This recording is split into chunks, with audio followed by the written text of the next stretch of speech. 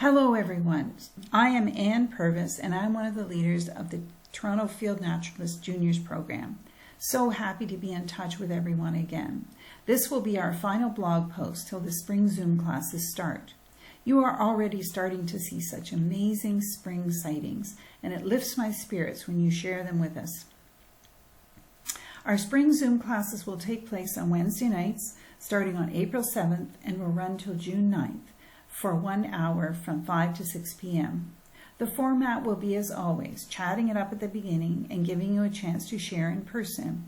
Then we will show a slideshow of the photos you have sent in.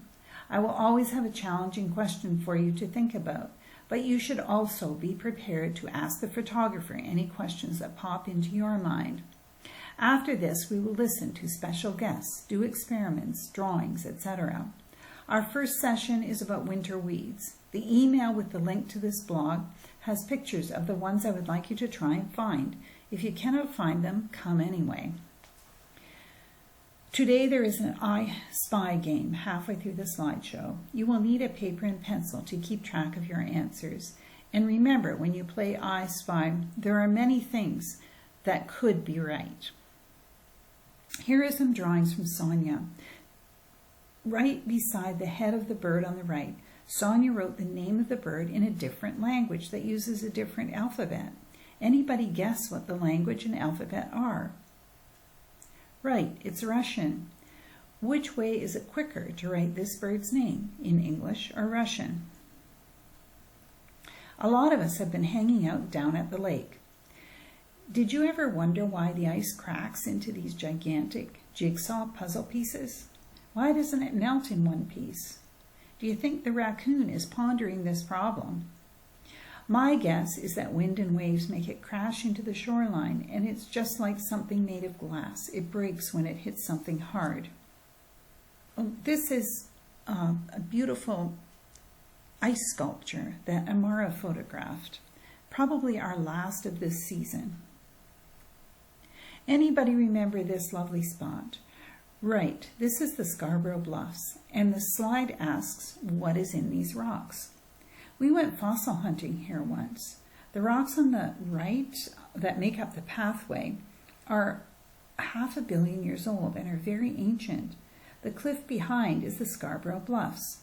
There are two really different layers in the bluffs. The lower layer is made of mud that was deposited in Lake Ontario by a river that flowed down from Georgian Bay before ice covered Toronto 12,000 years ago. The upper layer was formed in a very deep glacial lake that formed because ice acted like a dam, causing the water to back up. This is the start of the I Spy game. Please pick your answer while I chatter about the water bird. To find the name of the bird, you will have to go to the answer page, unless you know it yourself. A. I spy with my little eye something that is red. This bird sits low in the water. It is a close cousin of the loon, which is also a very heavy diving bird. They stop over on their way out west to breed. Sometimes they will stay and build a nest here. We had a nesting pair in Humber Bay Park East for a couple of years. They do their cool courtship dances at stopover sites, so we always see these in Toronto for sure. One dance is called the ghostly penguin dance, where they rise vertically out of the water and the male and the female face each other. They may do their call or peck at each other with their beaks. One strange thing about this bird, they eat a lot of their own feathers, and they feed feathers to their offspring. No one really knows why, but it could be a protection against the bones from the fish that they swallow whole. B. I spy with my little eye something that is white. These ducks are in Toronto and Lake Ontario all winter. Lots of them spend the winter on the Atlantic Ocean. They never nest here though. They nest in the high Arctic above the tree line. They remind me that we see so many ducks here at this time of year because ducks returning from the Atlantic Ocean take a break on their way back to the high Arctic. C. I spy with my little eye something that is black. The duck with the black that you're looking for, we only see here in the winter. They nest out west in prairie potholes and other marshy spots. They eat pondweeds, but also crustaceans. D. I spy with my little eye something that is red. These are all shots of a magnificent diving duck going after its prey. What do you notice about its hairdo? We only see these in the winter, although they do nest in cottage country. They like a spot along the shore under overhanging bushes. E. I spy with my little eye something that is yellow. We have celebrated the mating behaviors of these ducks every year in the TFN Juniors. Jim and I finally saw their mating behavior in real life down at Lake Ontario a couple of weeks ago.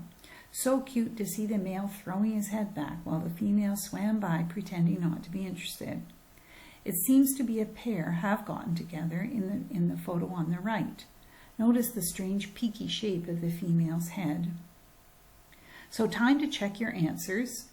You can pause the video here, and if you haven't got the same answer as I spy, you could go back and have another look at the photos and see if you can figure out what they're talking about. The warm days we experience here are good news for these guys. We, human beings, love a sunny warm day in spring, but garter snakes actually need it. They can't even move till it warms up. So cool to see the one on the right smelling Marina with his tongue. Maybe he isn't fully awake yet. Later in the summer, he might not hang around quite so long to check out what's going on. Wild turkeys are a super interesting group of birds. I love the photo on the right, where their great wings are almost touching the ground. The first stroke in flight is called the power stroke. To get a strong power stroke, the wings must be fully extended as they push air to the ground. The bird has to be far enough above the ground that the wings don't hit the ground. A turkey is a big bird, so he does just what we would do to get to that height. He crouches and then jumps up with everything extended. You might want to try this. How can you get the most height from a jump, starting in a standing position? It is only late March, and these butterflies were sighted by Marina and Sonia. Where did they come from? We know butterflies are cold-blooded, so they can't do anything till the temperature warms up outside. They have to go through 4 stages to become an adult like this. So what are the options? Where did they come from? You got it. Either migration or hibernation. All 3 of these butterflies, the one on the left is a painted lady, the one in the middle, a Compten's tortoiseshell, and the one on the right, a mourning cloak. They all overwinter, hidden under bark or in a wood pile, and on a warm spring day they emerge. I often look at the squirrels running up and down the trees in our backyard and wonder how any insect could go undetected and uneaten all winter. But today there were 2 mourning cloaks floating around in their velvet coats in our backyard. I would like to challenge you to study the 2 photos of the Compten's tortoiseshell and the painted lady and try to notice the differences. I, at first, thought it was the same butterfly, and they are closely related. They eat different things. They are a different butterfly, different species, and there are some markings on the wings that give it away. The northern mockingbird is with us all winter. I have seen them down at the spit, but they are not all that common. Mockingbirds are part of a family of birds that are amazing mimics. They learn the calls and songs of other birds. An adult male mockingbird can have as many as 150 different songs. Another common bird in this family is the catbird. You can see that they both have that down-curved beak. Coming up next are 3 early arrivals in Ontario, all sparrows. Can you guess why sparrows might be able to manage early spring in Ontario with temperatures wowing up and down? Right, they are seed eaters. You can see their big fat beaks. In fact, you can see large flocks of these migrant sparrows eating grass seed people have put down, and they also come to feeders.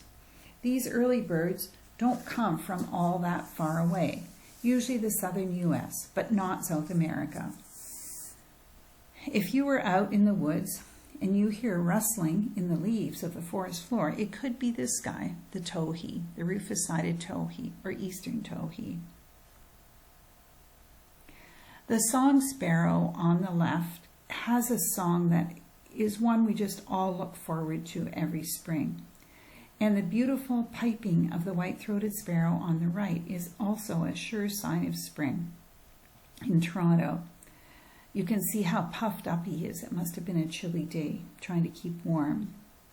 You could check out the calls on eBird, so you can, not eBird, on All About Birds, so you can listen to them in the next few weeks and see if you can listen for them.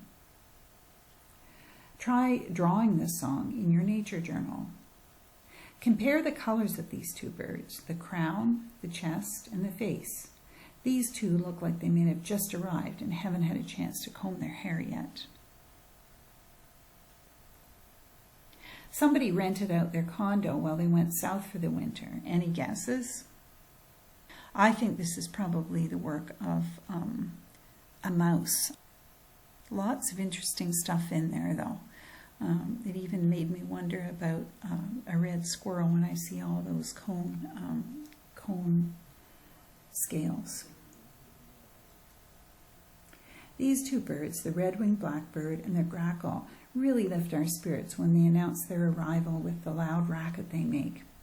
Did you notice something they are both doing? This is called tail spread, and it is a behavior they share, and they are in fact close relatives. Redwings will do it against other males impinging on their territory. Grackles don't defend big territories, however. They tend to nest in colonies, but males will do this when a flock of females lands or against another male near their nest. Both the male and the female will do this to each other. Are you able to spot some differences between these two flowers? Have a look around for some yellow flowers in warm spots. Dandelion will be out in the field. Coltsfoot will be on the forest edge. Check out the differences or consult a flower book or the web. This was a very cool find by Amara. First guess, you might think these are evergreen cones, but if you looked at this bush, you would find no leaves. This is alder, and it is such an important food source for birds and many insects. Finally, let us finish with this spectacular sunset from Dundas Valley Conservation Area by Sienna. Thank you so much for everybody's contributions, greatly valued, and please keep up the good sightings and keep up photographing everything you see. Thank you.